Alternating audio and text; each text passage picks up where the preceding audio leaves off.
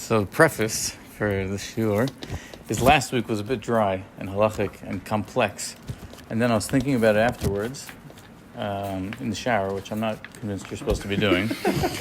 And I was thinking about it while contemplating Torah, walking in a field. And suddenly had kind of a moment of inspiration that took the sugya that we did last week into a place that I wish I had concluded last week's with. So with your permission, I will spend maybe 10-15 minutes just wrapping up last week's shiur with this new idea, and then the second half of this shiur will be a new idea, which is proper agarita. So that's the goal. Welcome. Oh, it's a full hasta. This is very nice. Wow. Okay, so just to recap what we did last week for those who were not here, it was a long shiur that was rather halachic in its nature, but the basic context was the story in the first parak of Bechorot on Daf Hey Amud Aleph and Amud Bet about a Roman general that comes and asks Rabbi Yochanan ben Zakkai, if I look in Parshat Bamidbar at where there's the census or the count of all the different Shvatim, in particular in Shevet Levi, it divides it up into the three families, Gershon, Kehat, and Merari. It gives a number for each of them, and then at the end it gives a number for all of Shevet Levi. And if I sum up each individual family, I get to 22,300. And then at the end it says, and all of Shevet Levi together was 22,000. And basically the Roman general asked Rabbi Yochanan ben Zakkai, what happened to those 300 people? Where did they go? And Rabbi Yochanan ben Zakkai argues that they were themselves Bechorot. And the whole purpose of counting these Leviim was to exchange them one for the Bechorot, and so the Leviim, who were themselves Bechorot, could not be used to redeem the Bechorot of Israel, and that's why they were in the individual counts, but not the final tally, which was meant to tell you these are the ones that are being exchanged for the Bechorot. That was the answer of Rabbi Yochanan ben Zakkai. And then we dealt with a whole bunch of complicated. We looked at the Mefarshim, dealt with some questions about that. The thought that I had was that this could actually be used to help us explain something else entirely. And that is the following. And I'll kind of have to give the spoiler at the beginning and then back into it. But one of the questions that the Mefarshim deal with, or the Midrashim deal with a lot, is Korach and what motivated him. Right? And this is a famous question, right? Vayikach Korach, what did he take?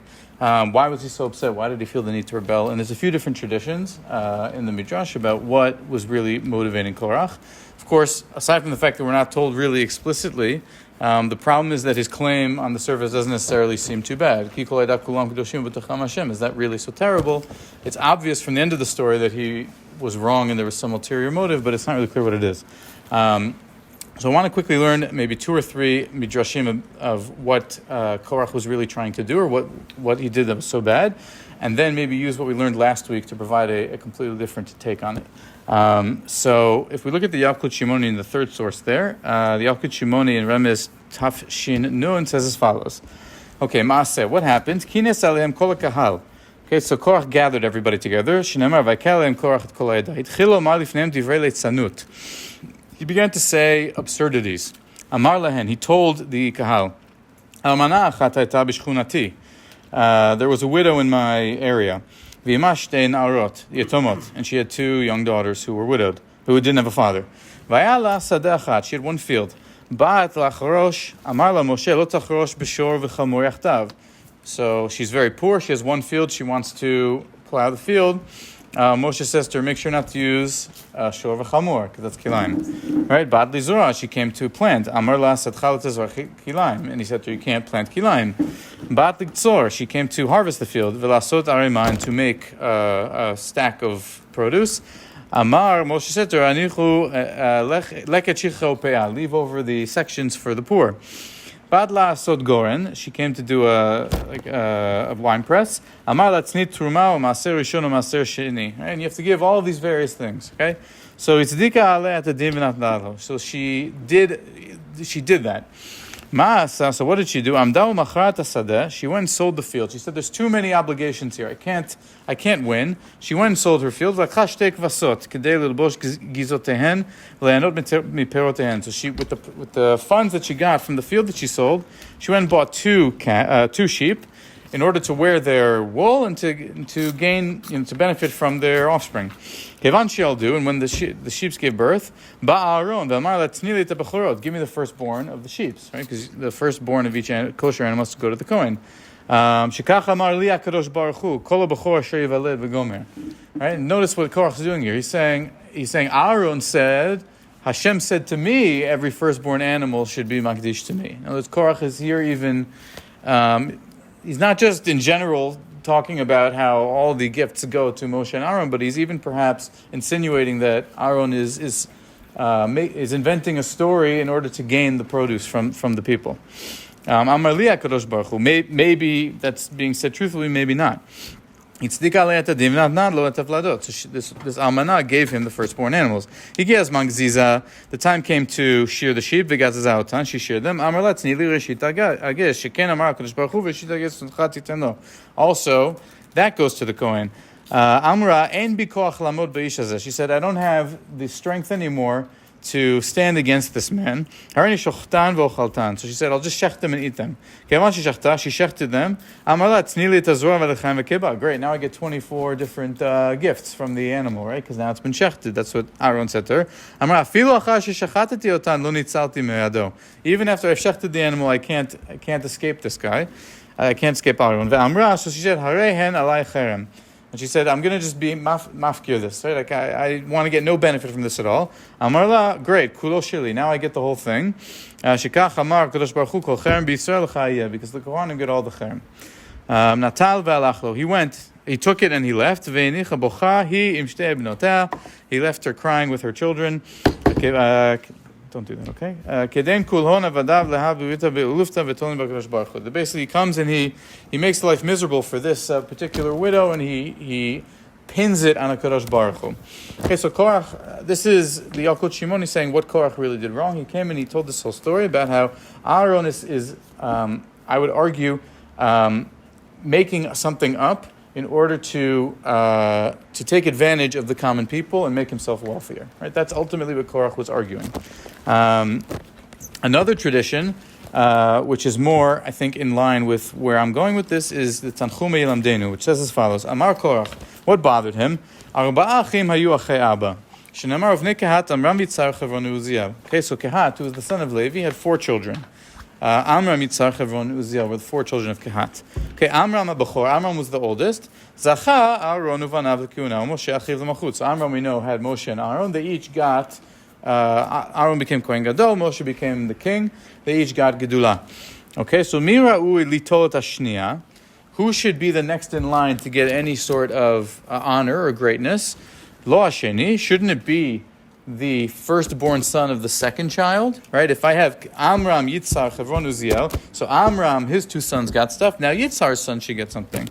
Vani bno shel Yitzhar, right? V'ikach Korach ben Yitzhar ben Kehat ben Levi. Korach says I'm next in line, and I'm the Bechor of Yitzhar. Haiti roi liyot al mishpachti nasi. I should be the nasi of all of Shevet Levi. V'hu asa bno shel Uziel katan shel avi Abba yehe gadol alai. And then if you look in Parshat Bamidbar, there's an appointment for each of the families. Gershon, Kehat, and Merari, it says each one of them got a nasi. The nasi of the family of Kehat was Eltzafan ben Uziel. So it was the son of Uziel, who was the youngest of the 4 brothers. So Korach says, you skipped over Yitzhar, you skipped over Chevron, you went to Uziel to appoint the nasi. I should be the nasi because I'm the son of Yitzhar. And that makes sense. Hareini cholek umevatel kol ma shenasa al yado. And therefore I protest this entire enterprise, as it were, lefikach hayta machlukto. That's why he rebelled against Moshe and Aaron. Okay, so that's the tradition of Tanchumei Yilamdenu. What I want to try to argue is, this is the insight that I had in the shower, wherever it was. Like we just said, if you look back in Parshat Vayera and Shmot Perek Vav, uvnei Yitzhar Korach v'nefek v'zichri. Korach was the firstborn of Yitzhar. Okay? What does that mean, that he was the firstborn of Yitzhar? It means that if we go back to what we learned last week, there was a count of the family of Gershon, the family of Kehat, the family of Merari. Altogether, they summed up to 22,300. And then at the end, it was, okay, now there's 22,000. And the 300 gap were all the Leviim that were also Bechorot. That was according to Rabbi Yochanan ben Zakkai. And the argument of the Roman officer was that because each of those 22,000 people were to be redeeming a Bechor, and there was an extra 273, right? The Torah tells us there were 22,273 Bechorot. So 22,000 Leviim exchanged 22,000 Bechorot. There's an extra 273 Bechorot that don't have Leviim to match them. So they each have to give money to Aaron to be redeemed. That's Mefurash in the Psukim. And the question of the Roman officer was, wait, but isn't there 22,300, which is enough to cover the 273? So none of those 273 Bechorot should have had to have given money to Aaron to be redeemed. They could have been exchanged with the extra 300 Leviim. And Rabbi Yochanan ben Zakkai said no, because those 300 Leviim were themselves Bechorot. That's why the 273 had to give money to Aaron. So perhaps Korach was himself one of those 300 Leviim Bechorot, right? As we see explicitly. He was a Levi Bechor. So he says, not only now, when you're counting all of these people, are you excluding me from being the Nasi, which is my rightful inheritance as the firstborn son of the second son of Kehat? I should be the Nasi of Kehat. But also, what Aaron is doing is excluding me from the Nisiut, and also he's excluding all of us Bechorot in order that he can get money from the 273 Bechorot that aren't being redeemed because, en Bechor mafkia Bechor.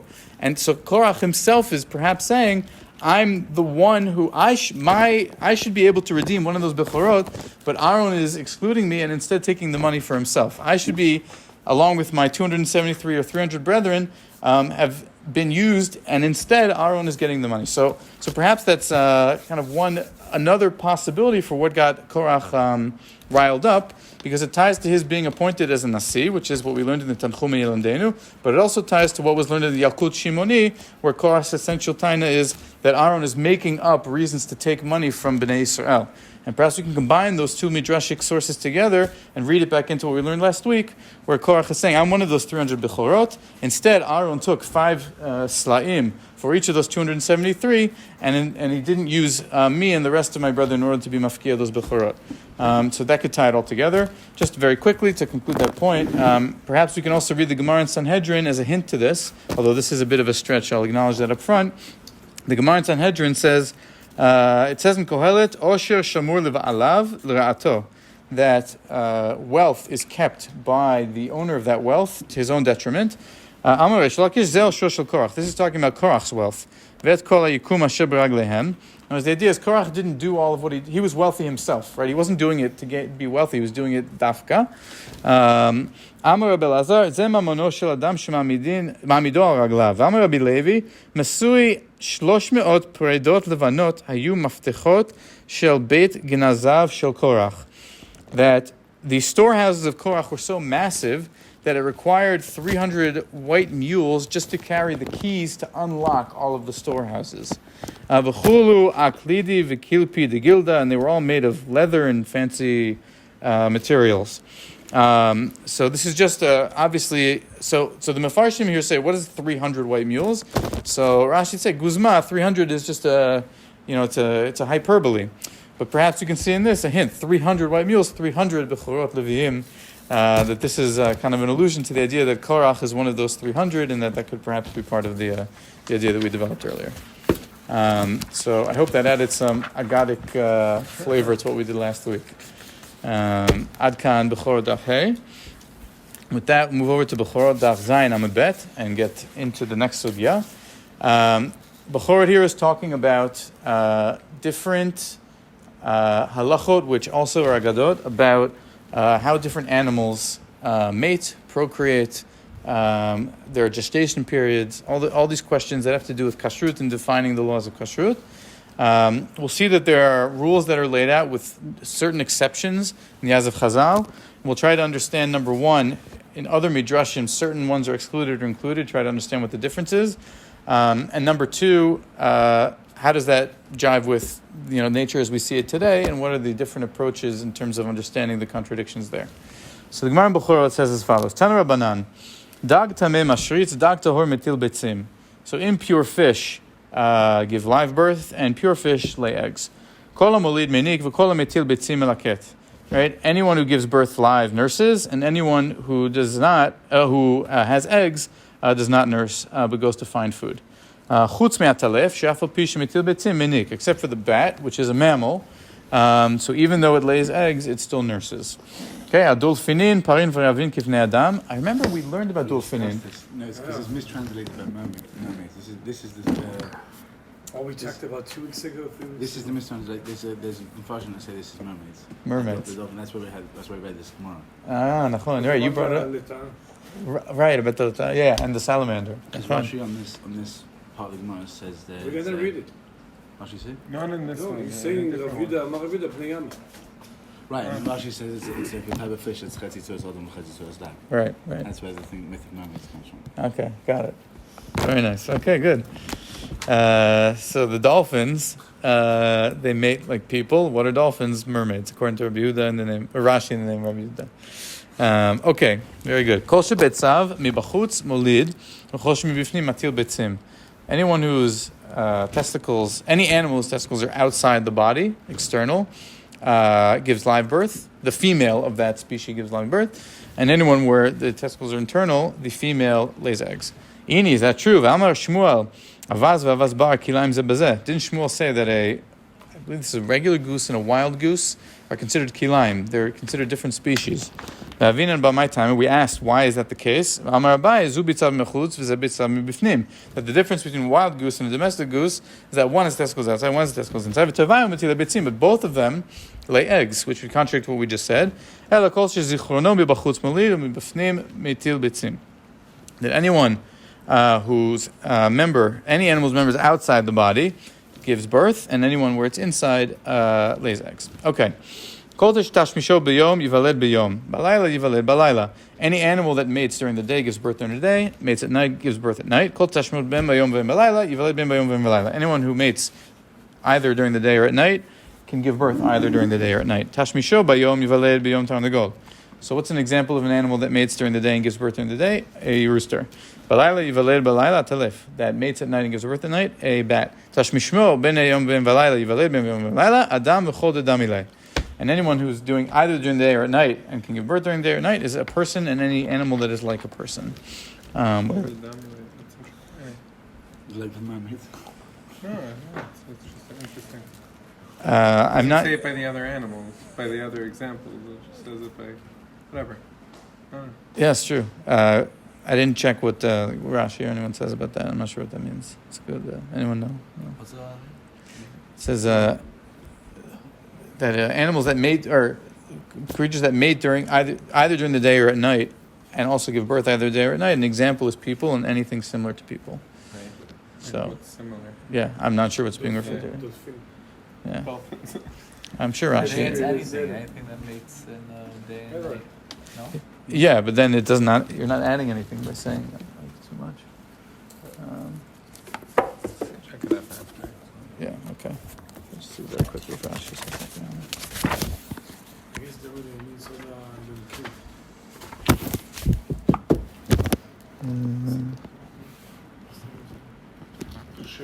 anything is dominating Yonkim. Why? It is also yonic.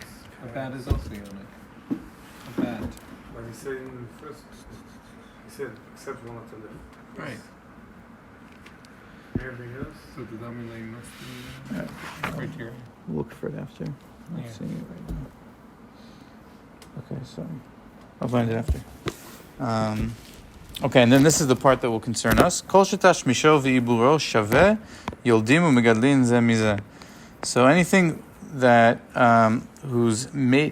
where he mates in the pregnancy are the same, can give birth and raise one another. That if they have the same type of mating and that they have the same gestation period, they can interbreed. Hakol משמשין פנים כנגד עורף, חוץ משלושה שמשמשים פנים כנגד פנים. ואלו הם דג ואדם ונחש. Every animal mates where one is facing the back of the other, except for 3, which is a fish, man, and snake, where they face each other. Why does a fish, a person, and a snake, why do they mate face to face? Rav Dimi came and he said, they teach in the West, in Eretz Yisrael, these 3 species, at some point, the Shekhinah spoke to them. Right? The dog is Yonah's dog. We'll see that in a second. Very good. The Nachash from Gan Eden, and then Adam, for obvious reasons. And then Tana, it was taught Gamal Achor K'neged Achor, and camels mate back to back. What about the aton? Just read about aton. The what? Aton. What's that one? Balak was writing aton. God didn't donkey? speak to it. Yeah, The Oh, he Malach did. He spoke speak. to it. but Maybe. Because it was a malach and not God. Maybe. Yeah, it was a man. Who didn't speak. It was a man with a sword. sorry. He spoke. The donkeys spoke. Or also the Malach said something. I think he stood there with the sword. No. And the He donkey also got said scared. something while he also was talking. Right. He wasn't talking specifically the aton. No, it could be, but it wasn't Hashem. It was a man. I think it is the malach, and also the malach never speaks directly to the aton. He stands there. The aton sees him, and he speaks He to didn't say Bilam. anything to the aton. Just to Bilam. I think so. Okay.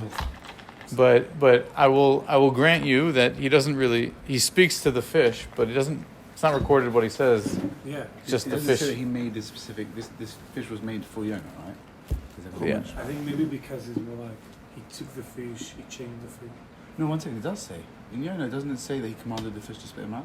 It says he spoke to the fish, but it doesn't say what he said. But yes, Yeah, but you see, he Right. speaks to it. Nachon. Yep. It'd be interesting to research. There's nowhere else in Tanakh that talks about Hashem speaking to an animal. Except for these three. I guess not. I don't know.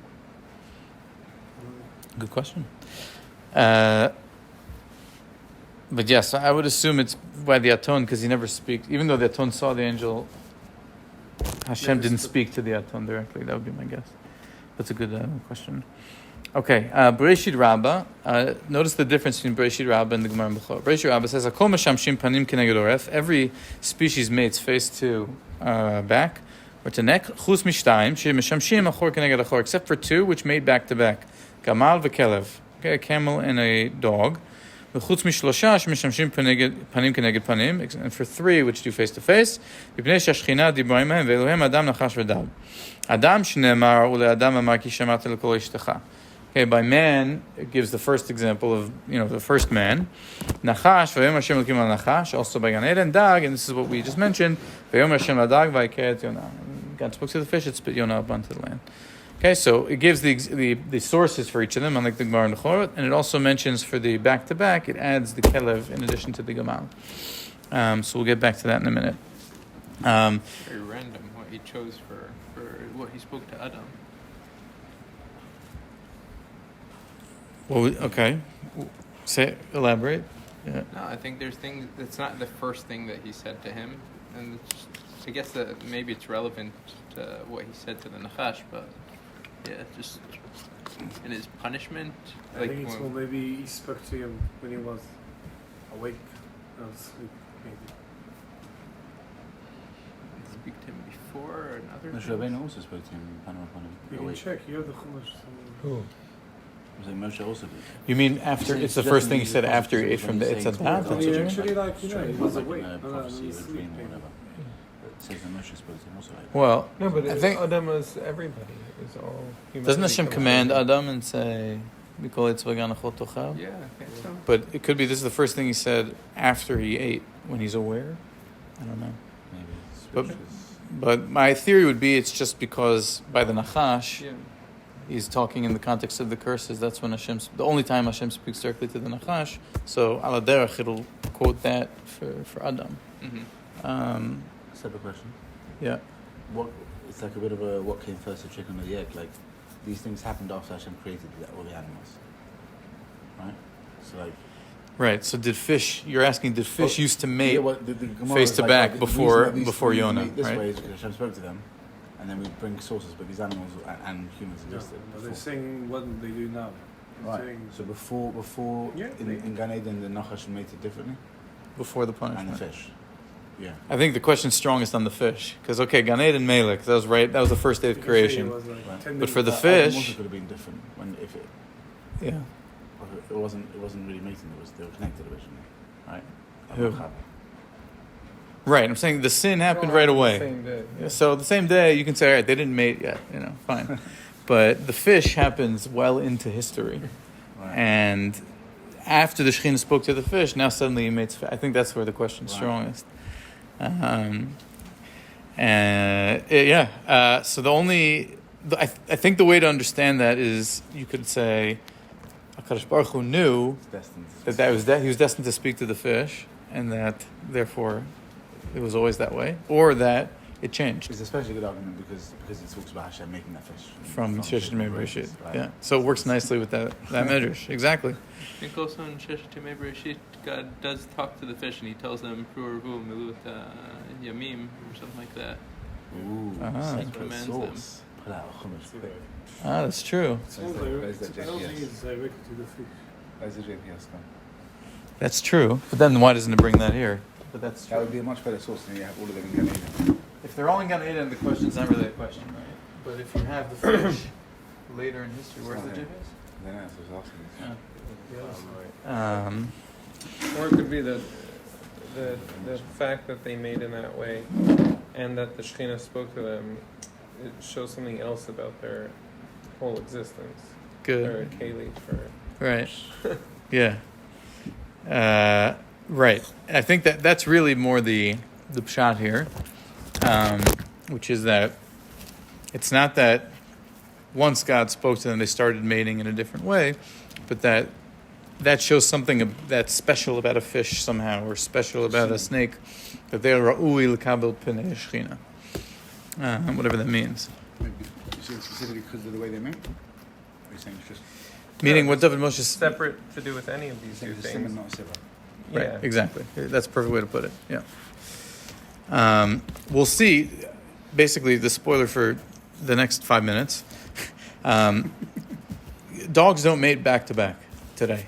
All right, neither do camels. So when it says achor k'neged achor, what does that mean? Because we can go and observe camels and dogs, and we don't see that.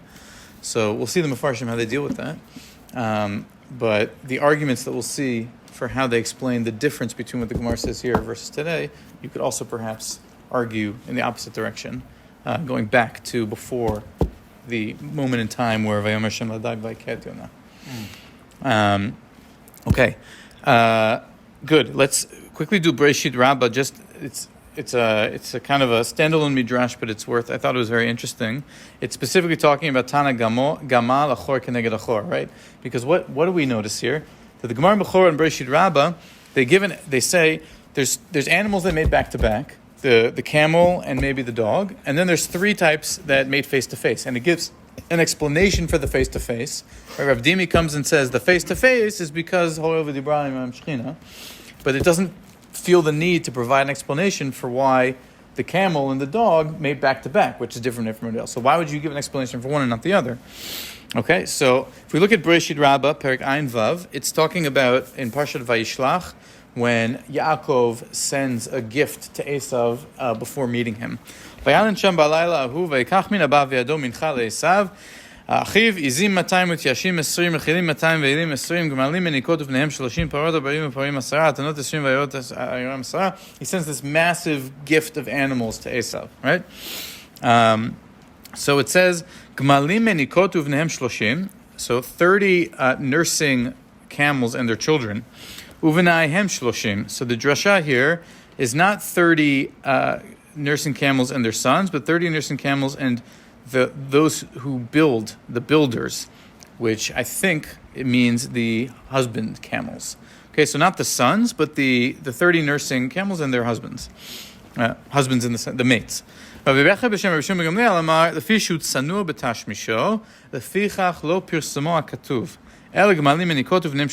so why hide that? Why not just say, like all the other animals, every other animal it has, right? Izim 200 u'tyashim 20, the males and the females. Rechilim 200 ve'elim 20, the males and the females.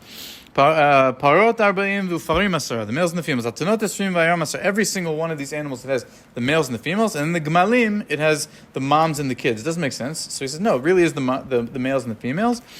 But because tsanua b'tash misho, because camels are tsanua when they mate, so it hid the pasuk. It gave a hint to the fact that it was the males, instead of it being explicit like it is with all the other animals. Okay? And the next question is, why does it have the animals in the middle? Now, as Yaakov is sending this long party of animals, the Gemalim are right in the middle of this long line, where they should have been at the end, because they're a small number, shloshim, compared to 200, 40. It should have been towards the end. אלא אמר לו, הווה רואה את עצמך כאילו אתה יושב על בימה ודן, ואני נידון לפניך ואתה מתמלא עלי רחמים. That Yaakov is being strategic here. He's saying if Esav is looking at this huge gift from far away or from above, they'll see this huge procession of animals, and in the middle will be the camels. And the camels are significantly taller than sheep or ewes or rams or anything like that. He'll see their humps jutting out. That'll give the impression of something more impressive. So it was kind of a strategic move on Yaakov's part. But the point here is that it says the Gamal is Sanua B'Tashmisho, and it finds a hint for that in the Pasuk, Rabbi Shimon Gamliel. So the Eitz Yosef says, Kilomar, Kevan Shikdim Potchila Bechulam HaMerubeh B'Minyan, Hava Le'Lamid HaGmalim Levasof. שהוא המועט במניין, אלא רמז לו לעשו שיראה את עצמו כיושב על הבימה הגבוה באמצע הבית, כמו גמל שהוא באמצע כולם וגבוה מהם. Oh, sorry, that's what I just explained outside. And then if we look at the Eitz Yosef in his commentary on our Gemara, so he says as follows. On the right side, it says Gamal achor k'neged achor. Around halfway down on the right side, it says the word Gamal in bigger letters. Yesh lompar shefi lefi shetzanua b'tashmisho. Because the camel is modest in its mating, as we see in Bereshit Rabbah, which we just learned. So the Eitz Yosef uses that midrash by Yaakov to explain Tana Gamal achor k'neged achor. Why do camels mate back to back? And the explanation is not given by the Gemara or by the Midrash. The Eitz Yosef says, well, they're tzanua b'tash misham, so it makes sense to say that they don't want to look at one another when they're mating. They're tzanua, therefore they mate back to back. So he uses that to explain this idea.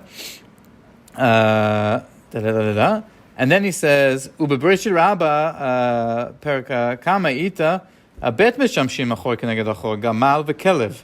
Right, so if you remember, we saw in Bereshit Rabbah, there's another. It adds the dog, which uve'agamar lo chashiv kelev, but Bechorot doesn't say a dog, just the camel. So he suggests mishum te kelev nami b'tchilat shimusho panim k'neged oref v'shuv mithapchim achor k'neged achor. He suggests that when dogs begin mating, they start mating the way every other animal mates, which is a face to the neck. But then in the middle, they turn around and mate back to back. So the Gemara in Bechorot, which says that they mate back to back, is referring to the end of the Tashmish, whereas the Gemara in the Midrash in Bereshit Rabbah is referring to the beginning of the Tashmish. That's how the Eitz Yosef resolves that contradiction. The Ben Yehoyada says something different. He says, "Hine po irenu Baghdad," right? Because Ben Yehoyada lived in Baghdad in the 1800s, I believe. V'svivotea, v'chol ha'aratzot ha'arav. Right? He says, we live, in Iraq, in this whole area, Mitsuyim Gemalim Harbe. Right? There's camels everywhere. V'sha'alti, so I asked, Ve'amru shehem meshamshim keshar be'emot, panim k'neged achor. So he goes and he asks someone who deals with camels, and they say, camels mate the same way every other animal mates, face to back. So why does the Gemara say, achor k'neged achor? V'ulai ateva nishtana b'zeh. כמו שנשתנה בדברים אחרים. כמו שפרשו רבותינו ז"ל, וריתם על האובניים שנקבה פניה למעלה וזכר למטה. That basically Ben Yehoyada invokes this principle of nishtana ateva, that nature changed, and that is used not just here but in other contexts to explain a gap or discrepancy we see between a statement Chazal make about the natural world and the world as we are able to observe it in modern times. And this thing has changed, as we know. And he says, and in the Midrash Rabbah, it also mentions that dogs mate back to back, not just camels. Right? And we know dogs don't do that. Dogs mate face to back. Everybody knows that, he says. That the way the Ben Yehoyada resolves just his observations of his day, and what the Gemara says here is nishtana ateva. The world changed, and that is in contradiction to, or different, in contrast to Eitz Yosef, who says no, maybe they start one way and then they change. He isn't necessarily willing to fall back on that, but perhaps we can use that argument of nishtana ateva to go back to the question of Shimon and Moshe before, of how am I supposed to understand the fact that Vayomer Hashem ladag vayaket Yonah dibra l'mishchina, now they panim k'neged panim. So it could be what we had suggested before, that there's something about the fact that they're panim k'neged panim, which is a siman for why dibra l'mishchina, Or we could invoke Nishtanei Teva, and really from the moment that Hashem spoke to the fish in the time of Yonah, that they started mating in a different way than they had done historically. They used to do it panim k'neged Bechorot like all the other animals. From that point on, they started doing it panim k'neged panim, ho v'dibra imachem shechina.